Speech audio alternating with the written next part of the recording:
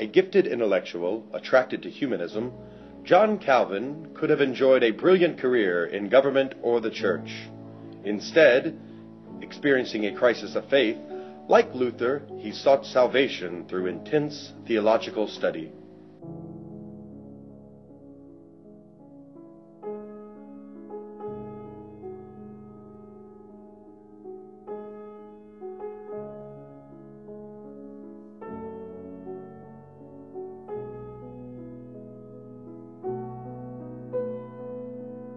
Born in Picardy, France in 1509, John Calvin studied law at the University of Orleans, and in 1533 he experienced a sudden conversion and began pursuing the Protestant Christian faith. He became a leader in the Protestant Reformation, and in 1536 he published his book, Institutes of Christian Religion, as an early attempt to standardize the theories of Protestantism. In the same year he moved to Geneva, Switzerland, where he worked with another reformer, William Farel, to further their mutual cause for reformation. However, when the changes they brought about became too many and too frequent for the locals, they were thrown out of Geneva. After some time in Germany, Calvin returned to Geneva, where he became a major political and religious leader, establishing a theocracy, which resulted in his rise to power as absolute leader of Geneva.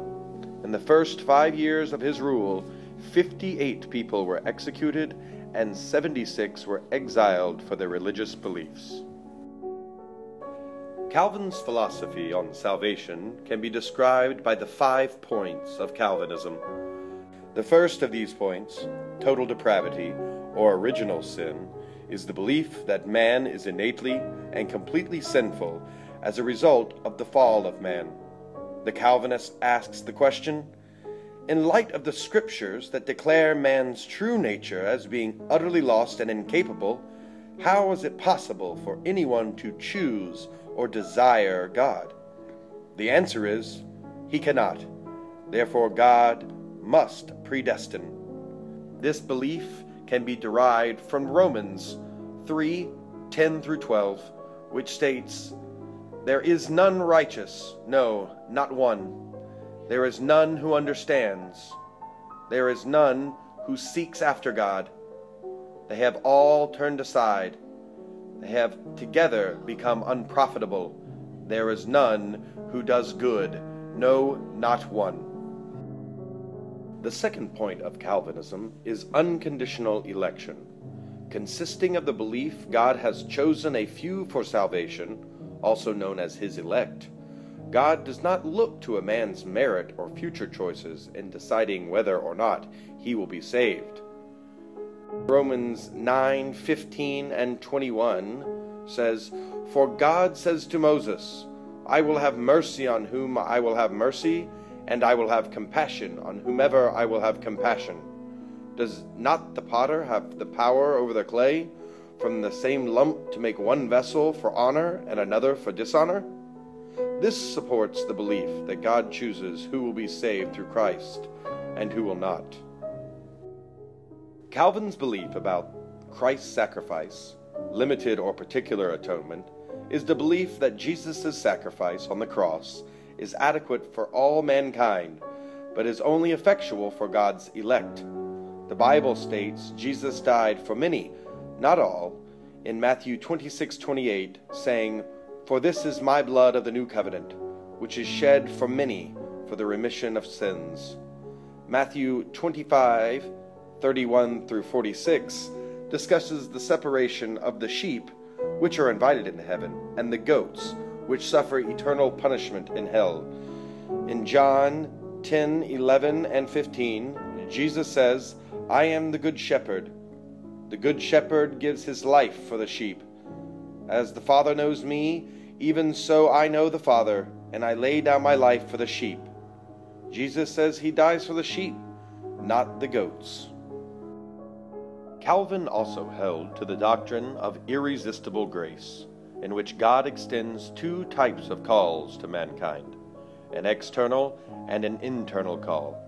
The external call, which is God's message of the gospel, is extended to all men, whereas the internal call, which is the Holy Spirit's work in the hearts and minds of men, is extended only to the elect.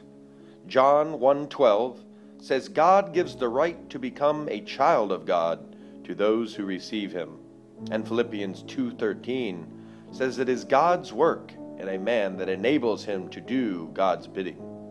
From these scriptures, it can be interpreted that God chooses his elect, and it is God's internal call that leads his followers to him. The last of Calvin's 5 points is the perseverance of the saints. Under this belief, once a man is saved, he cannot become unsaved. In John 10:28, Jesus says, "No one shall snatch his sheep from his hand," and Philippians 1:6 says, "He who has begun a good work in you will complete it until the day of Jesus Christ," suggesting that once a man has been saved through Christ, God will maintain his protection and work in the man's life until the day Jesus returns to earth. Almost 500 years later, Calvinism continues to influence society. Max Weber, an early sociologist who saw culture as a powerful force shaping both individuals and society, argued Calvinism grew in a symbiotic relationship with the rise of industrial capitalism. To the early Calvinist, material wealth was a sign of God's election, a dogma spread during a rise in industrial capitalism in Europe. Together, Calvinism and capitalism shifted the nature of work and the patterns of family life of the European people. Today, many of the cultures of work ethic and capitalistic ideas appearing in American society are influenced by Calvin's philosophies.